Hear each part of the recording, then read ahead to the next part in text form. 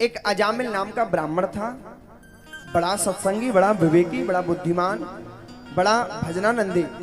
लेकिन प्रिय सज्जनों, ये अजामिल, इसने एक दिन एक वेश्या को देखा है, किसी कामी पुरुष के साथ संसर्ग करते हुए इसके मन में आंखों से प्रिय सज्जनों पाप प्रवेश कर गया है। बोलो राधे राधे। अजामिल के अंदर पाप प्रवेश कर गया। ये वेश्या को अपने घर में ले आया है, अपनी असली पत्नी को इसने घर से बाहर कर दिया है, निकाल दिया है, और वेश्या के साथ में ये रहने लग गया है। अब तो पहले जितना भजन करता था भजन सब छूट गया है। कौन को संगति पाई न साई, रही न नीच मते चतुराई। कौन है जो कुसंगति से बच पाया है? प्रिय सज्जनों, वैश्या को ले आया, भगवत भजन सब कुछ छूट गया। अब तो चोरी करने लग गया, डकैती डालने लग गया, संध्या बंधन छूट गया, मंदिर जाना छूट गया, भजन करना छूट गया, तर्पण करना छूट गया, सब छूट गया, पाप कर्म में प्रविष्ट हो गया है। एक दिन प्रिय सज्जनों, अयोध्या से कुछ संतों की मंडली वृंदावन जा रही थी। ये कन्नौज का रहने वाला था ब्राह्मण। रात्रि हो गई, संतों को अजामिल के गांव में पहुंच गए हैं। किसी गांव वाले व्यक्ति से पूछा है, भैया ये यहां आपके गांव में कोई भक्त निवास करता है क्या? तो गांव के लोगों ने विनोद में महात्मा से कह दिया है, महात्मन हाँ, एक अजामिल नाम का ब्राह्मण है, बड़ा भक्त है, आप उसके घर चले जाओ, उसके घर चले जाओ। प्रिय सज्जनों, ये संतों की मंडली आ गई है। अजामिल इस घर पर था नहीं, वैश्या थी, केवल वैश्या।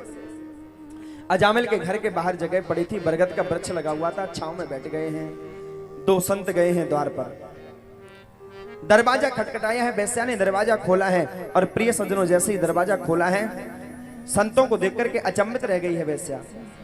संतों ने कहा है, भैया राम राम, मैंने सुना है कि ये कोई भक्त का घर है, आज रात्रि की प्रसाद की सेवा हो जाएगी क्या? आपके घर के सामने ही हम ठहरे हुए हैं, साधु संत हैं। वैश्या ने हाथ जोड़ लिए हैं। वैश्या कहने लगी है, प्रभु आपको किसी ने गलत जगह पर भेज दिया है, ये भक्त का घर नहीं है, ये तो चोर और डकैतों का घर है। मेरा पति भक्त नहीं है, वो तो डकैत है, आने वाला होगा। संतों ने कहा, अब यहां आ गए हैं तो अब हमें यहीं ठहरे। वैश्या ने कहा है, प्रभु मैं अभागिन हूं, वैश्या हूं, अपने द्वारा अपने हाथों से भोजन बना करके तो नहीं पवा सकती हूं, क्योंकि मैं वैश्या हूं। आप स्वीकार नहीं करोगे, एक काम करती हूं प्रभु, मेरी भी सेवा हो जाएगी, आपको मैं कच्चा सामान दे देती हूं, आप प्रसादी बनाओ, पाओ, राम जी को भोग लगाओ, कोई दिक्कत नहीं, आप ठहरिएगा। संतों को वैश्या ने कच्ची प्रसादी दी है। प्रिय सज्जनों, संतों ने भोग बनाया है, अपने सालिग्राम जी को भोग लगाया है। और प्रिय सज्जनों, भोग लगाने के बाद में जैसे ही रात्रि के समय में वो अजामिल आया है, अजामिल ने देखा है घर के द्वार पर संत ठहरे हुए हैं। किसने रोका इनको, किसने आज्ञा दी? इतने में वैश्या आ गई, मैंने कहा है। और गृह मंत्री का आदेश हो तो फिर कौन भला क्या कह सकता है? बोलो राधे राधे। है सुबह प्रातः काल संत जाने लगे। संतों ने अजामिल से कहा, भैया अजामिल, हाँ बोले भोजन कराया है तो कुछ संतों को दक्षिणा भी दे दो। अब तो ये अजामिल कह रहा है, अस हमारे प्रभु बड़े सेवकाई, अस हमारे प्रभु बड़े सेवकाई, ले ही न बासन बसन चुराई, ले ही न बासन बसन चुराई,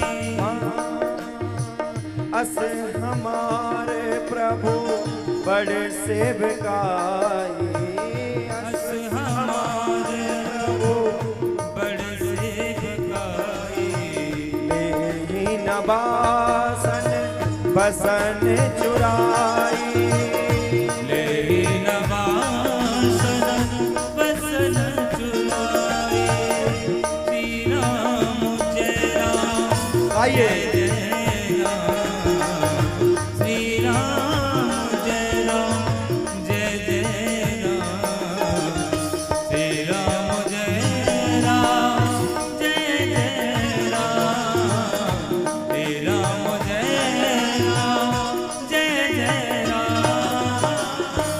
संत भगवंत, मैंने आपके ये दंड कमंडल, आपके ये ठाकुर जी, आपके ये सिंहासन हमने नहीं चुराए हैं, बस इसी को दक्षिणा मान लेना, इसी को ही अपनी दक्षिणा मान लेना। संत कहने लगे हैं आए हैं तो दक्षिणा लेकर के जाएंगे भैया। जो मुख्य संत थे, प्रमुख संत थे, महंत थे, उनके शिष्यों ने कहा है गुरुदेव, अच्छे लोगों का तारण हो जाए ये बड़ी बात नहीं है, अच्छे लोग तो खुद अपने आप तर जाएंगे। अच्छा, ऐसे समझने का प्रयास करना जैसे कोई साफ कपड़ा हो, उसे साफ क्या करना, बोलो, कोई कपड़ा साफ हो उसे फिर क्या साफ करना, जो कपड़ा गंदा हो उसे ही तो साफ करना पड़ता है। ऐसे ही संतों ने कहा है गुरुदेव, अच्छे लोगों का तो हमने आज तक खूब तारण किया है आपने, लेकिन किसी ऐसे दुर्मते दुर्मूढ़ का यदि तारण हो जाए तब तो आपकी कृपा है। गुरुदेव ने कहा कोई बात नहीं है। बुलाया है अजामिल को, वैश्या को बुलाया, भैया मैं दक्षिणा में आपसे धन रुपया पैसा कुछ नहीं लेना चाहता हूं, एक काम करो बस। क्या, कितनी संतान है? बोले 9 संतान है, 10वां होने वाला है। गुरुदेव ने कहा भैया एक काम करना, जो 10वीं संतति हो तुम्हारी, उस बच्चे का नाम आप नारायण रख लेना। क्या, नारायण रख लेना, बस एक काम कर लेना। अजामिल बोला ठीक है। पैर छुए हैं, संतों ने विदा ली है। प्रिय सज्जनों, 10वां गर्भ हुआ है और इस वैश्या ने, प्रिय सज्जनों, अपने 10वें बालक का नाम नारायण रख लिया है। और प्रिय सज्जनों, सबसे ज्यादा यदि आसक्ति होती है तो छोटे पुत्र में होती है कि नहीं? हाँ ना, कुछ बोला करो भाई, होती है ना। अब तो ये अजामिल बार बार बस यही, बेटा नारायण कहाँ हो, बेटा नारायण कहाँ हो, बेटा नारायण इधर आओ, बेटा नारायण मेरे लिए ये लाओ। दिन में कम से कम 1000 बार नारायण का नाम ले लेता तो वो अपने पुत्र का नाम था, लेकिन प्रिय सज्जनों, पुत्र के नाम लेने पर भी भगवान का नाम पुकारता था वो, नारायण नारायण नारायण नारायण। प्रिय सज्जनों, आहा, अब एक समय वो आ गया जब इसके पास में यमदूत आए हैं। जब यमदूत आए, काले काले कोट वाले यमदूत देख करके घबराने लग गया है। दूरे क्रीडन का सकता पुत्रम नारायणावयम, दूर खेल रहा था ये नारायण। बुलाया है, बेटा नारायण इधर आओ, मुझे डर लगता है।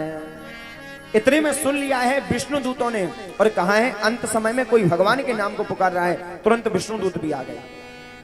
अजामिल के सामने यमदूत भी खड़े हैं, विष्णु दूत भी खड़े हैं। अब दोनों आपस में झगड़ रहे हैं। यमदूत कहते हैं नहीं नहीं, अजामिल को मैं ले जाऊंगा, मेरे मालिक ने मुझे भेजा है। और विष्णु दूत कह रहे हैं मैं इसे लेकर के जाऊंगा, मेरे मालिक ने मुझे भेजा है। अजामिल तो सोचने लग गया, मैंने अपने पुत्र का नाम लिया है, इसमें ये विष्णु के दूत आ गए, यदि मैं भगवान का नाम पुकारता तो क्या होता। दोनों लौट गए। और प्रिय सज्जनों, अजामिल संभल गया है। फिर इसने तपस्या की है भगवान की, भगवान का नाम पुकारा है, भगवत धाम पधारा है। इस कथा से केवल हमें एक शिक्षा प्राप्त होती है, अपने पुत्रों के नाम प्रिय सज्जनों हम और आप रखें तो भगवान के नाम से मिलते जुलते हुए रखें। एक बार भाव